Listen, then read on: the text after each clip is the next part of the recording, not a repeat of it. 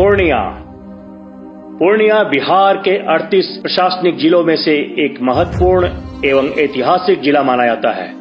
वैसे तो इस जिले की स्थापना सन 1770 ईस्वी में हुई थी। अपने स्थापना काल में इस जिले को सर्वाधिक क्षेत्र वाला जिला माना जाता था, पर कालांतर में इस जिले से विभाजित होकर 3 नए जिले बने, जिसमें कटिहार, किशनगंज और अररिया शामिल है। आज पूर्णिया जनसंख्या के हिसाब से बिहार की चौथी बड़ी शहर है और उत्तर बिहार में सबसे बड़े आर्थिक केंद्र के रूप में उभर रहा है। पूर्णिया शहर में 2 प्रमुख नदियां बहती है, जिनमें कारी कोसी और सौरा नदी है। नदी के समीप स्थित होने के कारण पूर्णिया अपनी अनुकूल जलवायु के लिए भी जाना जाता है। इसी कारण इसे मिनी दार्जिलिंग का भी दर्जा दिया गया है। जहां इस जिले के विस्तृत भूभाग के संदर्भ में सरकारी दस्तावेजों में जानकारियां मिलती है, तो वहीं जिले की स्थापना से पूर्व अगर हम प्राचीन काल की बात करें तो इस जगह के पौराणिक संदर्भों से जुड़े विभिन्न अभिलेख भी सामने आते हैं। प्राप्त जानकारी के अनुसार महाभारत काल में राजा पौंड्रिक के अधीन इस क्षेत्र को धर्मपुर के नाम से भी जाना जाता था। साथ ही नारायण भक्ति का भी यहाँ एक अलग इतिहास रहा है और इस नारायण भक्ति का ही विशेष प्रमाण है कि पूर्णिया जिले के बनमनखी में अवस्थित धरहरा का भक्त प्रहलाद खंभ, जहां अभी हाल के ही दिनों में भगवान नरसिंह का भव्य मंदिर भी बनाया गया है। मुगल काल में मुर्शिदाबाद के राजा के द्वारा यहाँ पर गवर्नर की नियुक्ति होती थी और नवाब सैफ खान यहाँ के अंतिम गवर्नर थे। सन 1770 ईस्वी में जिन्हें हटाकर मिस्टर डुकारेल को पूर्णिया का पहला कलेक्टर बनाया गया।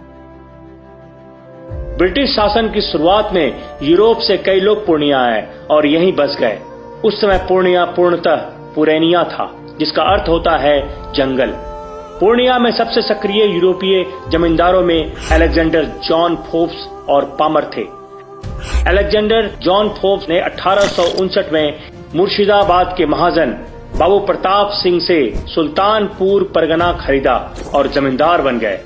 सुल्तानपुर परगने में फोर्ब्स शहर का नाम उनके नाम पर रखा गया था, जिसे वर्तमान में फॉरबिसगंज के नाम से भी जाना जाता है। आज इस शहर में जो बालिका उच्च विद्यालय देखते हैं, वहां कभी फोर्ब्स कोठी हुआ करती थी। अतीत में कोठी यूरोपीय निवासियों से भरी रहती थी। 1890 में अलेक्जेंडर जॉन फोर्ब्स और उनकी पत्नी की मृत्यु हो गई।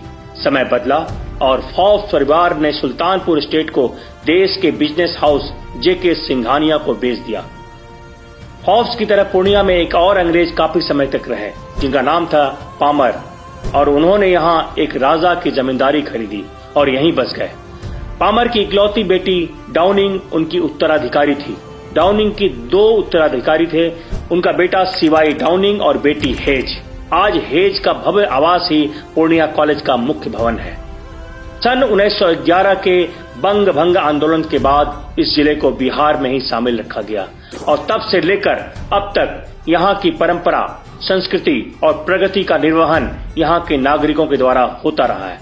वैसे तो यहाँ का सांस्कृतिक इतिहास भी बहुत सबल रहा है। यहाँ देवी दुर्गा और महादेव की पूजा हमेशा से होती आ रही है, परंतु दुर्गा पूजा से लेकर ईद, होली से लेकर क्रिसमस तक शहर अपनी आबादी की विविधता को अपनाता है और उसका जश्न भी मनाता है। पूर्णिया के सिटी अवस्थित माता पूरन देवी सिद्धपीठ को पूर्णिया की पहचान बताई जाती है, जहां 10 महाविद्या की देवी माता कुल देवी विराजमान है, जिसकी ख्याति दूर दूर तक फैली हुई है।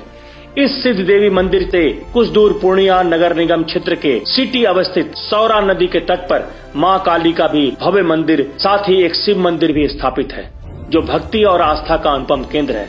सिकलीगढ़ धरोहर प्रहलाद खंभ, जहां भगवान विष्णु ने नरसिंह अवतार लेकर अपने भक्त की रक्षा की थी, वह स्तंभ तथा माता पूरन देवी की मंदिर पर्यटक स्थल के रूप में विकसित होती जा रही है और देश के विभिन्न क्षेत्रों के साथ साथ भारत के बाहर से भी पर्यटक यहाँ पर निरंतर आते रहते हैं। दशकों से पूर्णिया ने न सिर्फ बिहार बल्कि पूरे भारतवर्ष में अपनी अलग पहचान बनाई है। वर्ष 1966 में बासु भट्टाचार्य द्वारा बनाई गई फिल्म तीसरी कसम की शूटिंग पूर्णिया में की गई थी, जिसमें पुराने पूर्णिया विशेषकर गुलाब बाग मेला का चित्रण किया गया था।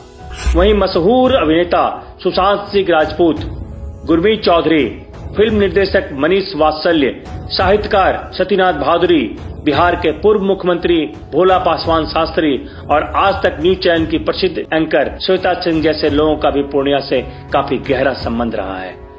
वर्तमान में पूर्णिया को कृषि उत्पादों की आपूर्ति उसके आसपास के ग्रामीण इलाकों से होती है। कोसी और सौरा नदी द्वारा सिंचित जलोढ़ मिट्टी धान की खेती के लिए विशेष रूप से अनुकूल रही है।